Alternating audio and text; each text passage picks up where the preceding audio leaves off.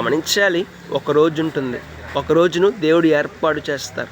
ఆ రోజున మనం చెప్పిన అబద్ధాలు, మనం చేసిన మోసపు కార్యాలు, మనం మాట్లాడిన వ్యర్థమైన మాటలు, మనం జీవించిన పాపపు జీవితాన్ని గురించి మనం బాధపడాల్సి ఉంటుంది.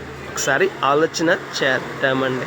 ఇప్పుడు తప్పులు చేసేసి రేపటి దినాన బాధపడే కన్నా ఇప్పుడే మన జీవితాన్ని సరిచేసుకొని, ఇప్పుడే మన జీవితాన్ని బాగు చేసుకొని, ఇప్పుడే మనము జాగ్రత్తగా, మంచిగా, పరిశుద్ధంగా, నీతిగా జీవిస్తూ ముందుకు కొనసాగితే రేపటి దినాన మన జీవితం శ్రేష్టమైనదిగా మారిపోతుంది.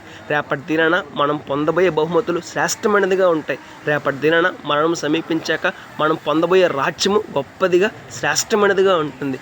రేపటి దినాన మనల్ని దేవుడు గొప్పగా ఆశీర్వదిస్తాడు, గొప్పగా దీవిస్తాడు, గొప్పగా హెచ్చిస్తాడు. ఒకసారి ఆలోచన చేద్దామండి.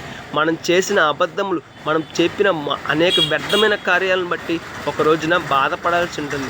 కాబట్టి ఇప్పటికైనా మన జీవితాన్ని మార్చుకుందాం, ఇప్పటికైనా మన జీవితాన్ని సరిచేసుకుందాం. రేపటిన శ్రేష్టమైన ఆశీర్వాదాన్ని పొందుకుందాం, నష్టమును తప్పించుకుందాం. May God bless you.